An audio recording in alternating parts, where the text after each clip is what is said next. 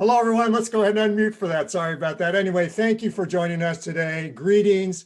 And Stanford Medicine is just so thrilled to have you here today and to have you express your interest in the field of medicine. So welcome to Med School Morning. One of the practices that I like to encourage young people to have is to make sure that you show gratitude along the way. So the first thing I've done is thank you for attending. But also I encourage you to thank your friends or parents, whoever arranged for your participation today. And also I'd like to thank Morgan, Kate, Carla, and Michelle for setting up this great event. Now we have an amazing hour planned for you. We have an incredible keynote speaker, which I'll introduce just momentarily. And then we'll have a Q&A panel. So make sure that you use the chat feature, the Q&A feature on Zoom to enter your questions. And in that panel, we'll have our keynote speaker and also two real current medical school students to answer your questions. So make sure you submit those questions on the Q&A. Now, one thing I wanted to start with is just make sure that you understand that along the way, as you pursue your dream, there's really kind of three main suggestions I have for you.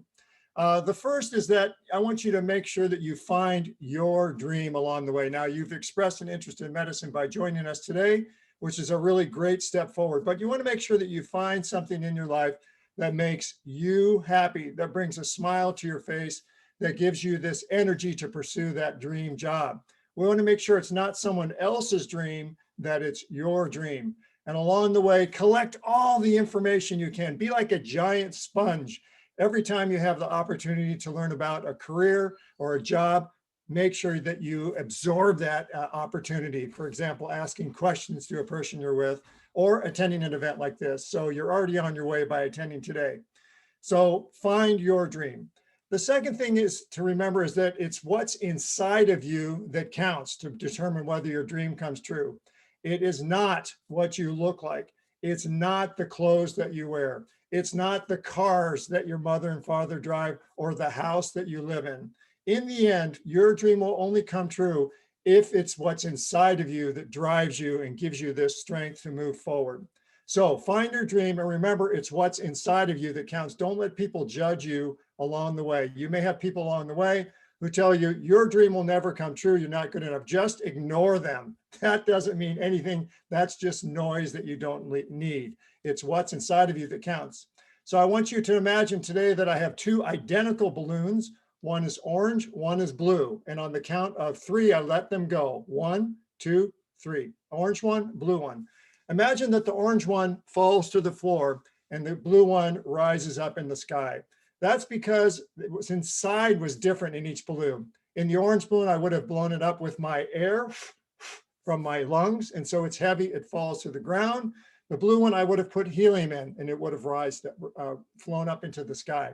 So remember, just like balloons, people, it's what's inside of you that counts. Find your dream. Remember, it's what's inside of you that counts. Now, for me, when I was a young child, I had the dream very early. I wanted to be an astronaut. So this is a picture I drew when I was in about 3rd or 4th grade. You can see I'm already doing a spacewalk outside the rocket before it goes, before we've even gotten into space. You can see the engines running. I've got all kinds of decorations in there: Earth, stars, space station, airplanes, and the sun. And, you know, I continued that dream along the way. This is a picture I drew about 4 years later. Again, still doing spacewalks, you see, riding the rocket. But I want you to look very closely at my face. Look at that big smile on my face.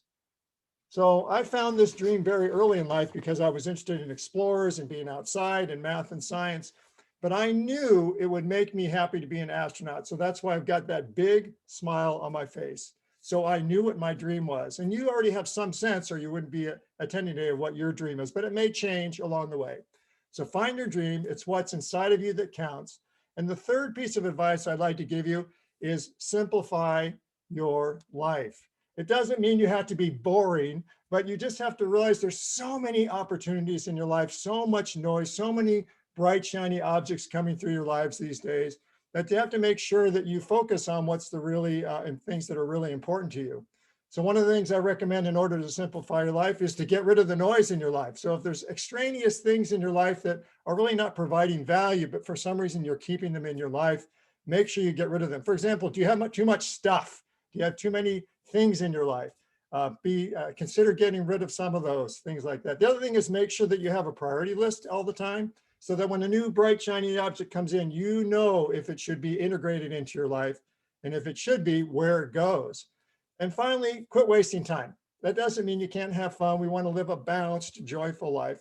But if there's things that really aren't adding value to your happiness, to your long-term dream, think about getting rid of those so that you can save time. Just 10 minutes a day, for example, that you've saved ends up being 3 full days at the end of the year. So find your dream. Remember, it's what's inside of you that counts, and simplify your life. If you have those things going for you, you will be able to get your dream by showing grit and by showing this passion and spirit for that dream that makes you happy. That was really important for me, because when I started applying to NASA, I wrote a letter to them asking to be an astronaut, and they sent me back this letter. And it basically says, thank you for applying to be an astronaut. We don't want you. So I was pretty disappointed by that, crushed actually, to be honest with you. But I had a choice to make, right? Do I continue on to this dream that makes me happy, or do I give up? Never give up, never give up. If you got this dream that's gonna just bring you joy, the worst thing you do is to retreat rather than continuing on towards the goal. And so I improved myself for the next 2 years and applied again 2 years later. And I got this letter the next time. It's another rejection. So they were rejecting me again, and they don't really tell you why. Again, same choice, retreat, carry on. So I applied a third time 2 years later. They sent me another rejection letter. And then 2 years later, I applied again. They sent me another rejection letter. So over a 10-year process, approximately, I was rejected 4 times. But I eventually became an astronaut because I had found this dream that allowed me to show grit and determination, even in the face of setbacks. When I would get kicked in the teeth, or do badly on a test or something like that, or make a mistake in life, if you've got this dream, you just dig down deep inside of you. That's what counts, and press on. And so with that, we'll transition now to our keynote speaker. You guys are incredibly lucky to hear from Dr. Iris Gibbs. She's the Associate Dean for medical school admissions at Stanford. She's also a professor of radiation oncology and neurosurgery. And it is incredible the path that she got to this point. She is a first-generation college student. That means no one in her family had gone to college before. And she became the first medical doctor in her family. Absolutely incredible. She went to Stanford, where she got her MD, and now she's in the Department of Radiology Oncology, as well as the Associate Dean. She did many things on her pathway in medicine, just incredible things. One of the things she co-founded was this thing called the Stanford CyberKnife Radiosurgery Program. And it had innovations from her that helped develop new treatments for brain and spinal tumors. You know how sensitive those areas are to surgery. And that CyberKnife system allows us to destroy cancer cells and to slow tumor growth while limiting the harm to nearby tissues. It's just incredible work. Dr. Gibbs, the speaking is to you now, and the kids are really excited to hear from you. Thank you so much, Steve. My goodness. Thank you all so much for being here. As mentioned, I'm Dr. Iris Gibbs, and it is such a wonderful pleasure. Now, how inspiring is Steve Smith? Everything that he has said applies as much for the pursuit of a career in medicine as it does for a pursuit in a career as an astronaut as well. I am hoping that right now you guys are seeing my slides, and it is such a wonderful pleasure to be with you today. So I hope that you guys are here because you are at least considering these kinds of questions. How do you know that a career in healthcare might be right for you? And maybe some of you all already know, and you want to know about what this journey to medical school might be like. Now, oftentimes, the path to become a physician or almost any career might seem somewhat daunting at first, and might even seem somewhat like a maze, but hopefully through much of the information that will be shared today, we'll be able to untangle that and to be able to have you identify a pathway to the end. Our students will be here, and hopefully it'll be a bit clearer by the end. So first, I would like to ask you all a few questions, and maybe if we can, if I can see some of the responses to this question, what qualities do you think make for a good doctor? I think it all starts from that. So let's see, are there any responses at all that I might be able to see? Empathy, I hear, and kindness, I hear compassion. Oh my goodness. Interpersonal skills, I see that. A good listener. Someone else again, compassion, not giving up. Oh my goodness, persistence, a desire to help, willing to listen, love for people, honesty, hard work. Oh my gosh, confidence, determination. Oh my gosh, I feel like I don't even need to give this talk anymore because you guys already have this. So why don't we summarize this? And these are the kinds of things that we think of as being some of those qualities. For sure, things like tenacity and determination are needed. However, also this genuine concern for the well-being of people. Many of you all mentioned that, a love to help individuals and a concern and interest for people. Someone mentioned about interpersonal skills, and that includes communication skills. And as you mentioned, the ability to solve problems. Now, Steve mentioned a lot about this tenacity and persistence, and I cannot emphasize that one enough, in this determination that was also mentioned. So all of those things are qualities that I believe are indeed essential to becoming a physician and to pursue other careers in healthcare. Now, the good news is that all of this does not need to be there just at day one, because you guys are starting pretty early on this journey. These are skills and attributes that can be nurtured and that can be developed over time. So the path begins really with completing high school, and you're in there. Most of you all are there right now. What should you be doing during that time? We can talk about that a little bit. What you should be doing is really exploring.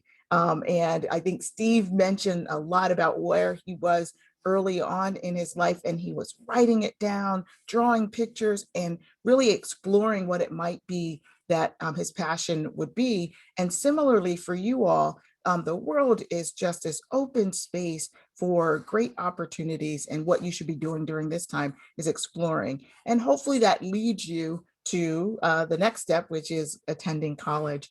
The important thing to know here is that you can continue to pursue your passions there in college. I think it will be interesting for people to know that students that attend our medical school have actually studied all kinds of things in undergraduate school. So they do not just have to study engineering or science. In fact, we have plenty of medical students who have studied the arts, humanities, and guess what? Some astronauts are even doctors.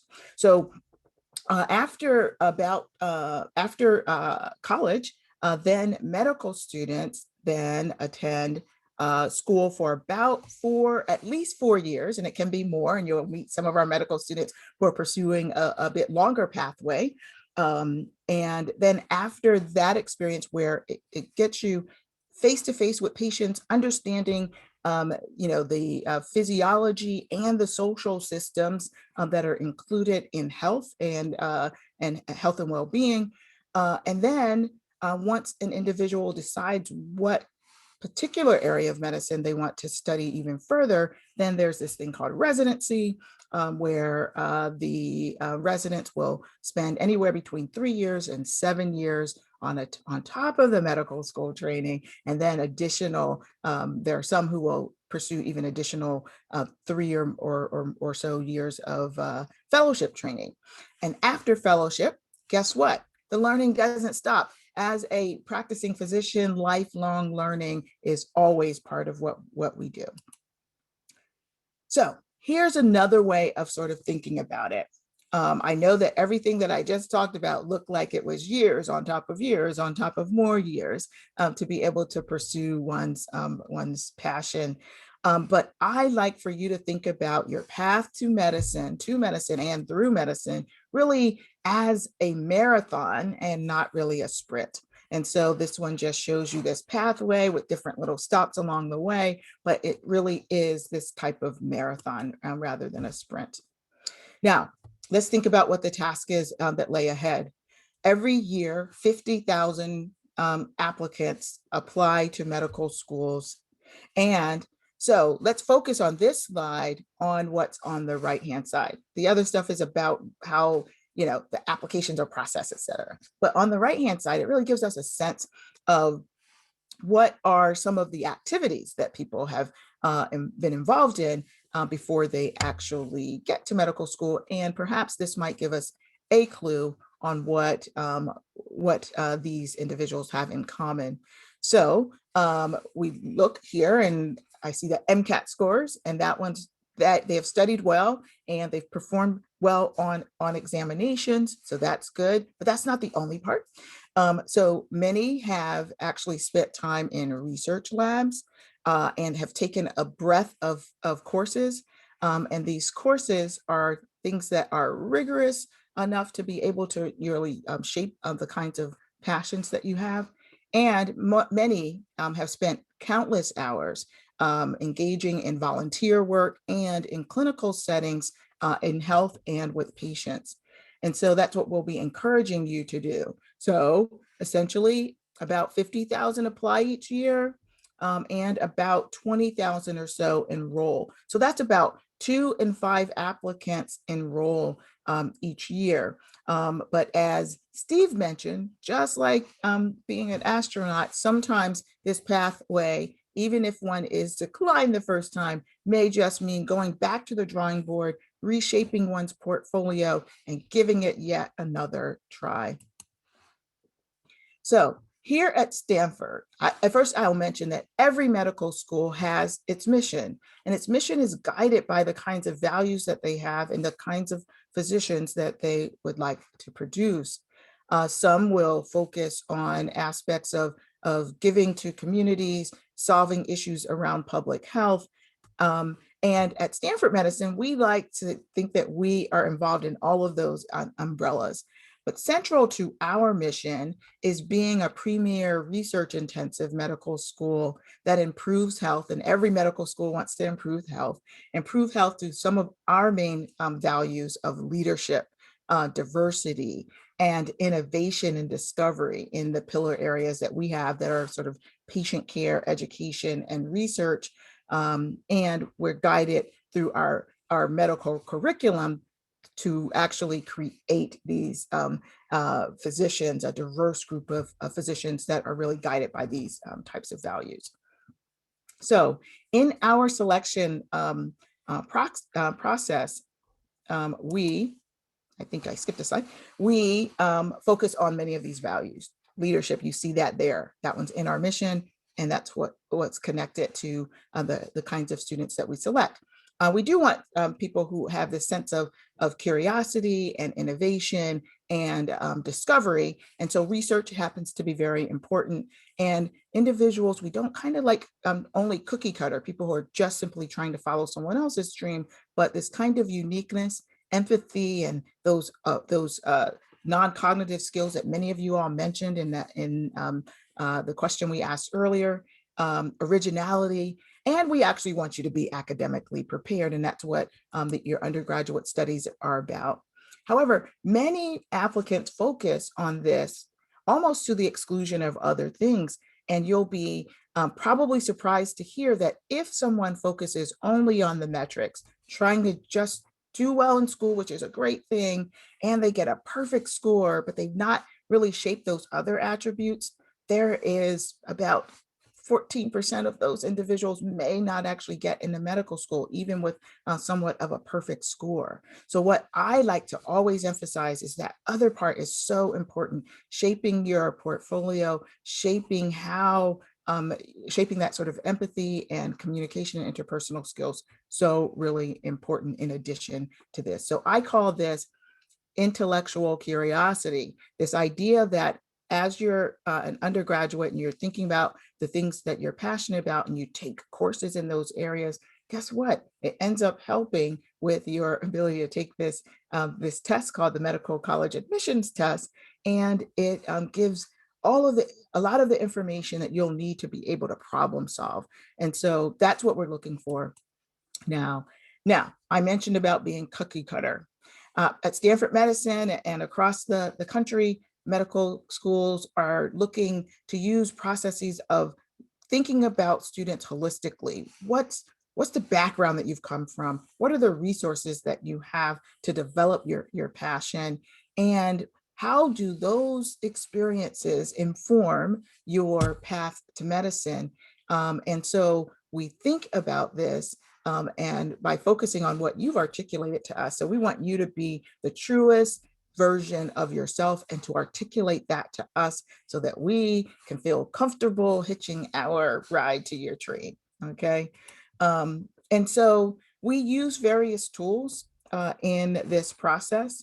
And one of the tools that we use to assess those things that cannot be assessed by just that written examination is a special kind of interview we call the multiple mini interview. And this interview allows us to be able to learn more about you and about your personal attributes. And it is created in a nice structured way with multiple different interviewers. And we use as our interviewers individuals who will ultimately be those kinds of individuals that our own medical students will be engaging with. So it may not just be the instructors like faculty, it may be fellow medical students. It actually will be administrators and perhaps even former patients as well involved in our process to make sure that we're really evaluating candidates who really embody all those attributes we talked about earlier. So what I encourage you all to do is to really become unique. And many of you guys may have heard a lot about in the sciences about a stem cell, a pluripotent stem cell that perhaps can differentiate into any kind of tissue in the body, depending on the kinds of materials that are activated in the, in the genetic process. And so I say for you all to be like this stem cell. You may very well right now be this pluripotent ability to be anything that you want, and eventually you will differentiate into that person that you want to be. And so I want you to think for yourself and to respond to those cues that you are getting to understand what kind of ultimate differentiated cell you might end up being. Now, there are some wonderful quotes in medicine. Many have come from some great leaders in the field. But I think this one is what sums it up for me.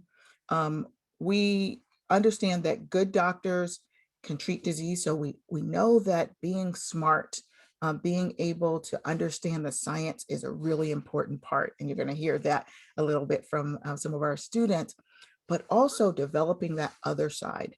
That great physician actually looks at the actual patient and begins to treat the patient who has the disease and not think about the patient as the disease. And so this is what we want to try to develop in the students that we teach here at Stanford Medicine. So just to reiterate, this is a long, kind of circuitous journey.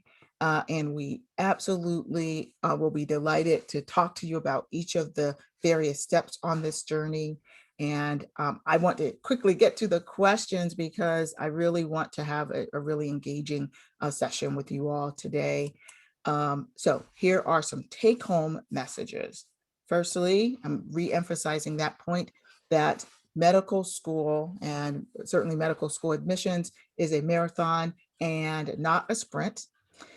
Developing that portfolio of experiences helps to inform you and to connect with your own passions. So it's not something that you start at one point and just, are ready to engage in immediately thereafter. It may take, and it absolutely for our students have taken years to be able to develop that portfolio of experiences and and research, clinical exposures and volunteer work to develop you as a person who is ready for this training.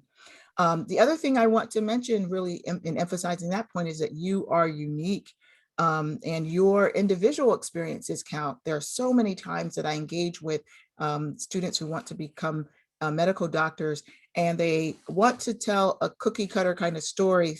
And then when you begin to just talk to them casually, you understand that there's so many interesting experiences that drive them that they don't even really want to speak on because it's just so natural to them. And I always say, choose those experiences to share with us because oftentimes that makes all the difference. So we want you to participate actively in your world, to understand the kinds of challenges that are facing our world now, and think about ways in which you may be uniquely suited to actually help to solve those issues. So that means getting outside of your box and really enjoying this journey. So here for our question and answers. You can reach out to us at any time at Stanford Medicine, at Mdphds@stanford.edu. And I am so delighted to be able to start this next part. So thank you all so much.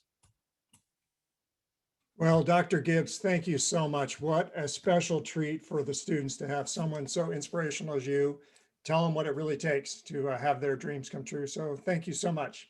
Okay, so we're going to start with some questions now, and I'm going to start with one for Abby. Actually, I'm sorry, let me introduce Abby and Adi. So not only do we have Dr. Gibbs with us today, but we have two actual current medical school students, also both pursuing a PhD. First, let me introduce Abby. And Abby, if you could just tell us a couple things about yourself. Everyone, my name is Abby. I am a current first-year medical student at Stanford. I graduated from UCLA in 2020, which means I graduated from high school in 2016, so not too far away from all of you. And as Steve said, I will also be pursuing my PhD while at Stanford, so I'll be here for quite a while.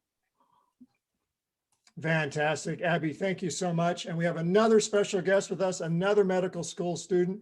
Abby, can you tell us a little bit about yourself also? Yeah, my name is Adi, like Abby. I'm in the MD PhD program here, which means I'll be both getting an MD and a PhD. I'm a little further along now. I'm currently in my 4th year, so I've finished 2 years of med school and almost 2 years of my PhD. And if we're doing the math, I think that means I graduated high school in 2013, which makes me feel a lot older than I think I have any right to. Fantastic. So Adi, Abby, and Dr. Gibbs, thank you so much. So we'll start off with a question for Dr. Gibbs. When did you decide that this was your career path? And if you had to do anything differently along the way, what would you do differently? Wow, thank you for that question. I would say that there wasn't any instantaneous moment that I decided that I'd be a physician. In fact, I think it started off as a little kernel of a thought when I was perhaps like 8 or 10 years old. And I felt like I just wanted to be able to just learn as much as possible. And back then, most of what we learned was not on the web because we didn't have the web just then. I had this Encyclopedia Britannica and read sort of almost every word.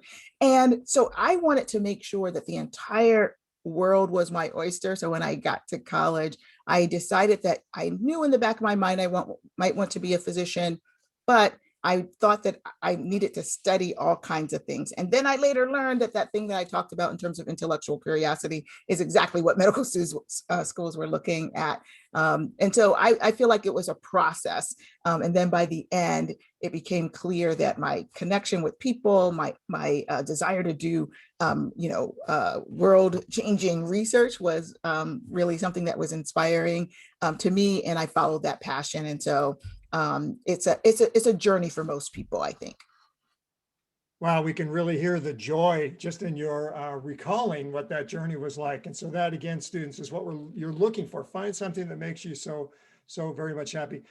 Dr. Gibbs, just to follow on, along the way, were you ever tempted to go a different direction because it was so hard? And how did you find inspiration to continue?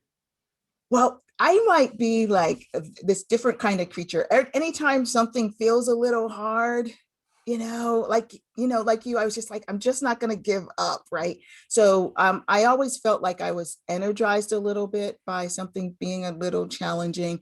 And I decided that I wasn't going to be a pre-med. I was not a pre-med in undergraduate. So I decided not to be a pre-med because I just wanted to learn everything that was there to learn. But in any case, I think when it gets hard, you really do need to dig deep inside and just say, how can I push past this and gather on the strength of others. And usually you'll be able to sort of push past. I loved how you also talked about, reading the Encyclopedia Britannica. I mean, that's this growth mindset that we so encourage you all to have this sponge and just this love for various pieces of information so you can make these good decisions along the way. Let's go to Abby and Adi now. I'll go with Abby first, and then Adi, you can have the same question. Abby, what kept you motivated as a young person to continue? What kept you motivated in medical school? Because certainly in both of those phases, there were times that were difficult or discouraging. So what kept you motivated in those two phases? I think for me, at least, the amount of different experiences that you get to have or that you must have to proceed through those parts of your life. So in college, you do many different things besides just classes and besides just pre-medical requirements. I think for me, there was always a way for me to find passion and find something that I really wanted to be doing. So even if one part of my life was hard, the excitement that I had for another part, and that applies in medical school too, because classes in medical school are not your whole life. So even when something's hard or something's not going well, there's another thing you can be doing that you can put your passion into and use to kind of float you through the times when you're demotivated in other aspects. Yeah, it might be good. Do you have a couple of examples? Like, do you like to go for a run, or do you like to read? Or what are a couple of things that you do to relieve the stress? Yeah, sure. I love being at Stanford because the weather is great and I can be outside all the time. So I camp all the time. I like to go off the grid when I really just don't feel like being in medical school anymore. I take 3 days and I don't have to be. And then I think scholastically, I love my research. And when I don't want to be thinking about class all the time, I get to think about my science and my other kind of professional passions as well. So there are a lot of parts of being a medical student that are not confined to learning about physiology and learning about biochemistry all the time. There's a lot of things that I can think about. Oh, thank you, Abby. I mean, all the research shows that getting outside is one of the best things you can do for your spirit and joy. And so we'll go to Adi, the same question. Yeah, I mean, I think it can be difficult to stay sane amidst all the work that you're sometimes asked to do. But I think like Abby said, one of the things that helped me get through it was finding stuff that I just enjoyed learning about. And instead of focusing on the things I had to do, just kind of find the things within those that I wanted to do and letting the excitement of that carry me through. So even when things were really brutal or I had a lot of work, like finding little things that I thought were cool within each thing that I was learning was really, really helpful. And then kind of like Abby alluded to, finding hobbies and stuff outside of work is absolutely essential. I don't really know anyone who can just work all day, every day and survive like that. So it's really important to learn how to rest, how to take time for yourself, and how to regroup when things might not have gone super well. Wow. Super valuable advice from two current medical students. Thank you so much. Dr. Gibbs, we'll go back to you. During these COVID times, there's been a real surge in medical school admissions. How does that affect the admissions process? Do you think that trend will hold? Any comments you have on that would be so helpful. Yeah, thank you for asking that. This past year, it just kind of came out of nowhere, where we got a 50% increase in the number of applications to our medical school, and we're still trying to figure out what that is due to and whether or not that trend will hold. We expect that it will. The early numbers, I think the applications opened up for students to begin just about 2 weeks ago. We haven't received all the applications, but we are hearing that they are processing quite a few applications. But the important thing this year is because of the COVID-19 pandemic, where many clinical centers were kind of closed, even to many of the staff. Many of us began telemedicine visits rather than seeing as many of our patients on site. And so this limited some of those clinical exposures for the applicants. And so what we are looking for is to think about the creative ways in which individuals helped during this pandemic. And those are going to be ways in which we will evaluate how individuals responded to maybe not having a lot of those volunteer hours. I did see a question in the chat asking whether or not Stanford has volunteer opportunities for high school students. And we typically do, but I think some of those were limited in the clinical arena during this time. And so, yes, thank you for asking the question. Fantastic. Adi and Abby, I'm going to ask a question that we actually asked Dr. Gibbs already. Adi, I'll go to you first. When did you decide you wanted to be a doctor? Was it clear? Were you tempted by other things? Did you change course? What's your story on that? It wasn't clear at all. And I think, like Dr. Gibbs alluded to, it's a process. And in many ways, even in medical school itself, it remains unclear sometimes. I think people come to medicine in different ways. And I think for me, it wasn't that I woke up one day and was like, yes, I want to be a doctor. It was more that I thought it might be interesting. And then as I kept digging into it, it just kind of kept sitting in the back of my head as something as I might want to do. And so when I got to college, I started kind of doing the things that different pre-meds do, like volunteering and taking the courses and all of these things. But my major in undergrad actually didn't have anything to do with medicine. I studied computer science. And so the whole time I wasn't sure if I wanted to do medicine or I wanted to do that. And kind of one of the reasons that I'm doing a dual degree program now is that I can do research that puts those together. So in some sense, I don't really have to choose. And I think one of the real things that struck me about medicine was how much variety there is within medicine itself and how many different things you can do as a doctor, and how in a lot of ways you actually don't need to choose, and kind of no matter what you're interested in, there is space for that somewhere. Okay, fantastic. Abby? Yeah, so I'll echo both what Adi and Dr. Gibbs have said. And my path was also not clear. When I was around 15 or 16, I was not sure that I was going to go to college. I thought that I might forego that completely, but ended up deciding to go to college and really didn't have any interests. I knew I liked chemistry. I started to try a little bit of chemistry. And then as I progressed through undergraduate, I kind of found that I really liked what the tangibility of medicine, or something that I felt was a little more concrete than what I was studying in the classroom every day.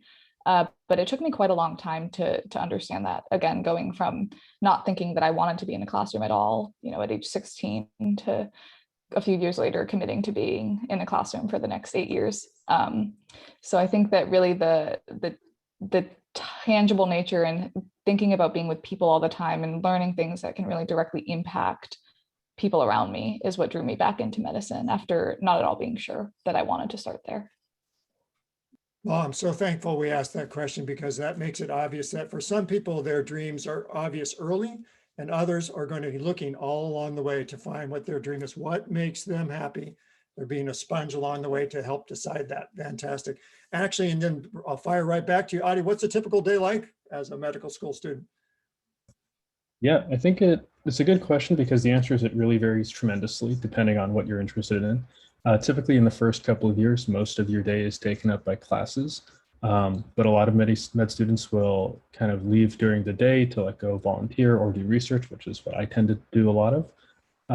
And then in the evenings, your classes are kind of 9 to 5, much like high school. So then in the evenings, you have time very much to yourself, just to kind of relax, study if you want to, do whatever kind of you need to do.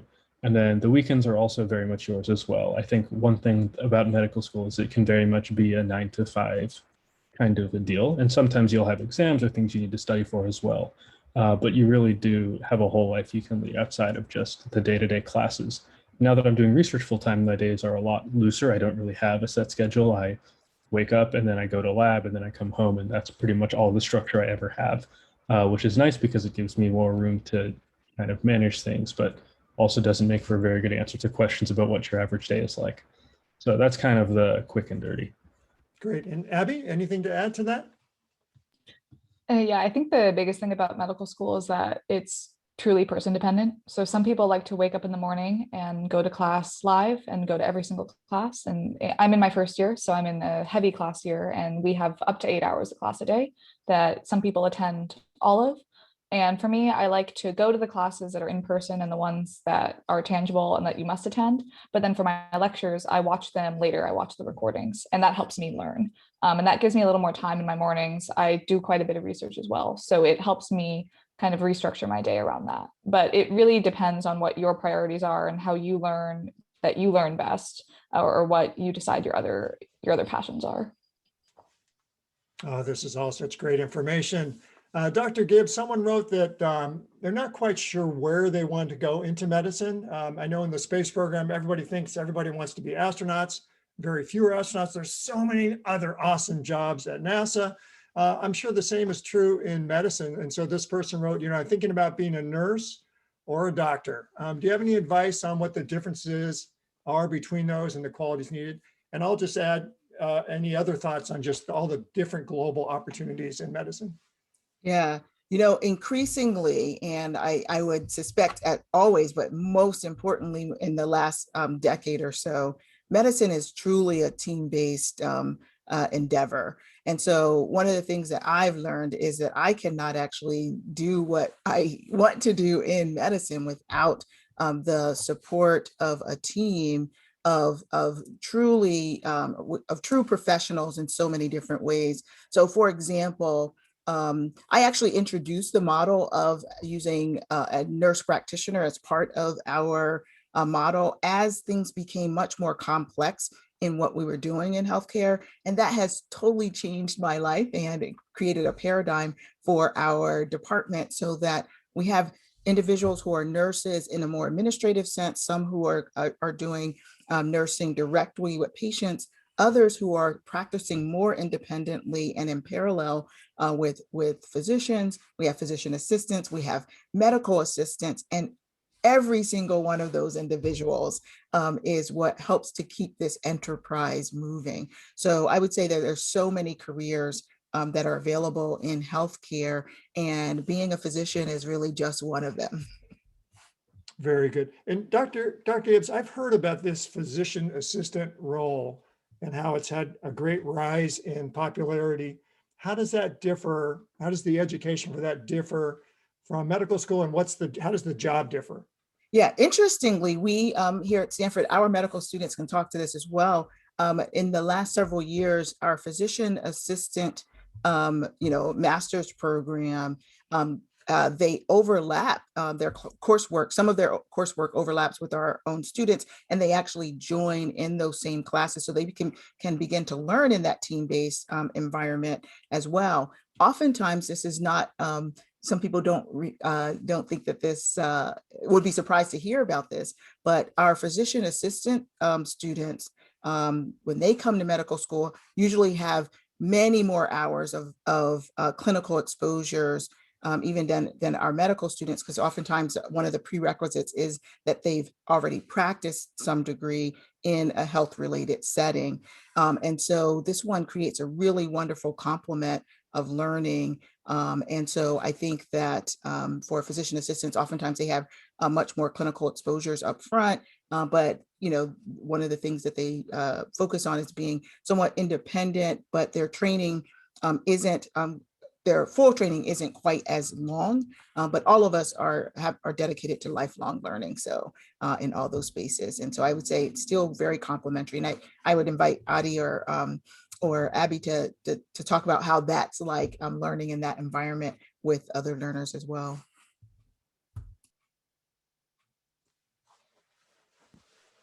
Yeah, I'm happy to chime in there. I think it is very much the case that you learn with people from all sorts of professions, and it takes all kinds to make a village. And doctors are really important, but so are nurses, and so are physician assistants, so is everyone else involved at all stages of medical care.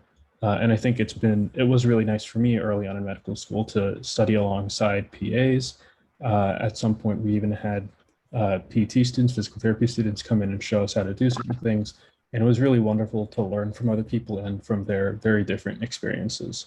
And so there's no one way to be in medicine or in healthcare if that's what you want to do. We need all kinds of people doing all kinds of jobs. And so whatever it is you find that excites you or that you're passionate about, I think is wonderful. There's no best way to go about it. Fantastic. Well, Abby, did you want to add anything? No, I would just echo that. I think that there are many different emphases that can be placed on why people go to medical school. And those are often complemented by the strengths that people in different programs have.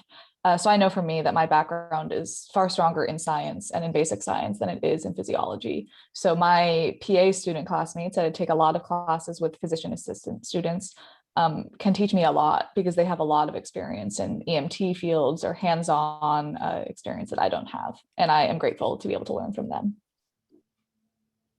Oh, thank you so much. So we've talked about choosing to pursue these audacious goals that make us happy and having a growth mindset along the way. I've suggested to our young people that they really try and simplify their lives so that you can get rid of some of the noise and really focus on these big goals and what needs to be done to achieve them. So for Abby first, do you have habits that you could share with us that helped you get through high school and then also helping you get through medical school? Certain habits that you have. I think for me, routine is a very important thing for me. And I think that it is what helps me keep myself accountable. So in high school, it's quite easy, I think, to have a routine, at least during the day. And then when you're studying at night, it's up to you to set that. But in college and in medical school, I found that if I wasn't very dedicated with myself, it was very easy to kind of never do anything. You know, some classes you don't have to go to. Some classes are only required once a week. A lot of the times you don't have homework, you don't have things you're turning in all the time, you just have big exams. So for me, like for instance, my rule for myself is every day at 9 p.m. I must be doing something for medical school for about 2 hours before I go to bed, or however many hours.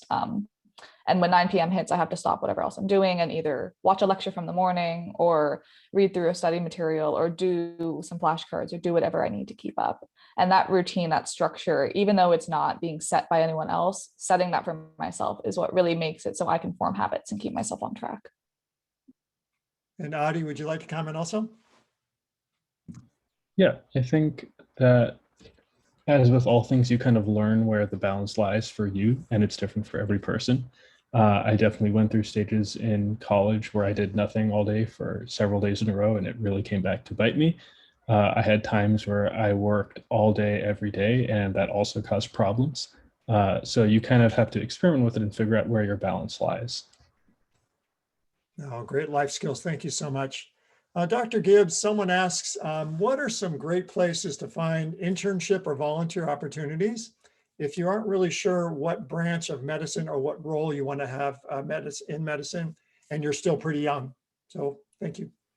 Yeah, I think that certainly when things open up a little bit more, there may be more opportunities. But even right now, I will say that there are these opportunities to just sort of help on basic levels. I'm volunteering now, helping with vaccinations, and there are, even though if you're not the person given the vaccination, there's this whole enterprise on how to disseminate information, to be able to to help in your local social clubs and environments. And oftentimes those are the places where you start, and then other opportunities will open up. Here at Stanford, because I did mention that we have research in our in our mission like twice. That one oftentimes is one of the early entries that students in high school have to Stanford, I would say. But there are other opportunities clinically to be able to help and volunteer. But I would say start with your social organizations and perhaps your religious organizations that have the ability to, to connect you with people. They don't have to necessarily be patients yet, but just understanding people. And that would be a good start. I've also met a couple Stanford undergraduates, Dr. Gibbs, who actually took, all the Red Cross classes. There's a couple national outdoor leadership type schools, Knowles, and classes like that can teach you wilderness medicine. And actually, I think even in high school, sometimes they've learned EMT skills. So yeah. Pretty amazing opportunities there. This is a really personal question for Abby and Adi, and I'd like Dr. Gibbs to also answer it from the institutional standpoint. And certainly, Abby and Adi, if you don't want to answer it to any depth, that's okay. But people are asking about how expensive medical school is because it's so long. And so they asked, what financial burdens did you encounter? What kind of financial aid was available? And again, Dr. Gibbs will, of course, answer that after you. But if you have any thoughts or advice to the students, that would be great. Abby, we'll go with you first.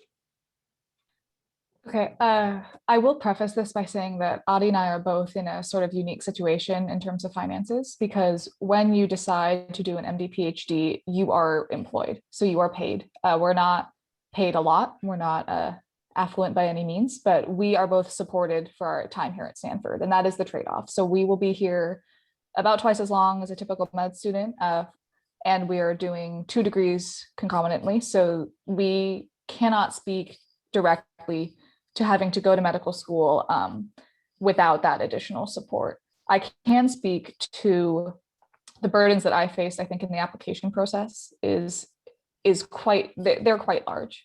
So the application process for MD-PhDs, which is what Adi and I both are, is the same for medical students. I went to a state college and luckily had a lot of scholarship support to go to that state college, but still was tasked quite highly with trying to figure out the rest of my tuition and what that meant for me and my family. I worked a lot while in college, both in the lab and other things. And then when I was paying for applications, which is, again, quite difficult, I was a little more judicious with how many schools I applied to. The average nowadays is 30 to 40 medical schools, which is quite expensive. It's about $100 to $150 dollars per application. So I did not apply to that many schools. I used a lot of stipend money that I had saved to pay for that. And I kind of forewent some things that summer to try to pay for that. So that was my biggest burden. But like I said, I think Dr. Gibbs will speak more to the financials of a typical MD student. Well, your effort just shows that when you have this big dream, you're really willing to work incredibly hard. And so thank you for sharing that personal information. Adi, did you have anything to add to that before I ask Dr. Gibbs? Not very much. Mostly just that, yeah, it can be very person dependent. And the application is, there's a lot that goes into it. And it's not the easiest process. I know that there are some resources out there, like I think the WMC has various fee waivers and so on. But yeah, I mean, one of the reasons that I chose to do an MD-PhD was not just that I loved both parts of the degrees, but also that it meant that I'd be financially supported for my time in medical school, and that made a big difference. Okay, great. Thank you so much. So if I understand correctly, getting into the PhD program is very difficult, but when you do attend a PhD program, that's when your actually tuition is paid for. Okay, is that right? Okay, Dr. Gibbs? Yeah, so yes, both Adi and Abby are part of a wonderful program called our Medical Scientist Training Program, and that comes essentially fully funded. So that one's wonderful. Medical school, as they alluded to, the process to medical school is very expensive. So in addition to the application process that Abby mentioned, the interview process is actually quite expensive because one has to, pay for their travel back and forth. One of the, I think, silver linings in this last year is that we figured out ways of doing the interview process more virtually. And so I think that one's going to reduce a lot of the economic burden of that portion of the process. But then the cost of medical schools for most medical students across the country is one of the values in in society that have continued sort of going up. And while the average indebtedness for medical students, graduating medical students across the country is somewhere around a staggering figure of like $200,000, the average at Stanford is much lower, and we've introduced a couple of programs relatively recently because of some wonderful, contributions and donations from individuals to be able to actually to close the gap of loans for our students. So now our students, if we can calculate that your family can bring a certain amount, if that one comes, then there is this way in which we cover with our grants that other part that is the need, so that our students don't need to take out loans. Now, some will still take out loans because the part that we calculate suggests that perhaps they don't want to take that out and they can figure that out with their families. But the average indebtedness at Stanford Medicine is way lower, actually at least half or lower than half of the national average. And so that one's really based on a lot of wonderful kind of grants and donations from individuals who are interested in making sure we keep training wonderful physicians. Fantastic. Wow, so much great information today. We actually have reached the end of our Q&A time, but I would like to cede a little of my time to each of the guests on the panel today to answer in a kind of a lightning round. What brings you joy in the business you're in? Dr. Gibbs? What brings me the most joy is just seeing the faces of and knowing that through this arduous process, and even though we've got like 11,000 applications, we will have this group of essentially 90 students who represent a broad cross-section of individuals across the country who will bring their talents together to make medicine even better, from year to year. And so that one is what brings me joy. And all of our students who interact with me know that I feel extremely joyful in knowing that they're here and that we're supporting their journeys. That's a big smile. And Abby and Adi already have smiles on their face, even just coming up with what they're going to say. So we'll go with Abby. I think what brings me the most joy in my daily life is the discovery that I'm in. So I'm still in my preclinical training. So I don't do a lot of human interaction yet, but I get to learn and I get to kind of discover new things. And that makes me really happy when I get to do that every day. Adi? I think for me, it's the people I get to work with. I think a lot of them, are really special, and I really like being with them and talking to them. And that's what gets me out of bed in the mornings. Fantastic. Well, to all of our attendees, again, we always like to show gratitude in our lives. So Stanford Medicine is so thankful that you've taken your time today to listen in. Also, we want to thank your families who have helped you enable this journey you're taking, and also the ability to participate today. Now, if you have further information, there's some places to reach out to on the screen right now. Also, again, thank you to Morgan, Kate, Carla, Michelle, Dr. Gibbs, Abby, and Adi for all of your help in making this a great event. And to the students, you're on a journey. And so you've heard all the speakers say to be curious along the way, to have this growth mindset, to develop this portfolio of who you are, and so that you're multi-talented. That's what we're looking for. We've encouraged you to be joyful and to find balance in your life and to find your dream, not someone else's dream, but your dream. Find out who you want to be and what makes you happy along the way. Dr. Gibbs said to look out for these cues along the way as you're gathering this information. Also remember, it's what's inside of you that counts in the end. Don't let people judge you along the way. Don't let them tell you what to do, and just disregard any negative comments you heard along the way. I was told many times I would never be an astronaut, but I knew inside that it was my dream, and that what is inside, it made all the difference on whether that came true or not. Now, the pathway is not easy to any of these really audacious goals. So we encourage you to simplify your life along the way. It doesn't mean be boring and one-sided. It just means to kind of get rid of the noise, make sure you understand your priorities, and don't waste time. But again, we want you to have joy too. As Abby said, she goes camping when she needs to get some free time. In any case, if you do all these things, you will be able to achieve your dreams, and you'll be able to do it because you'll develop the magic sauce that makes all these things happen.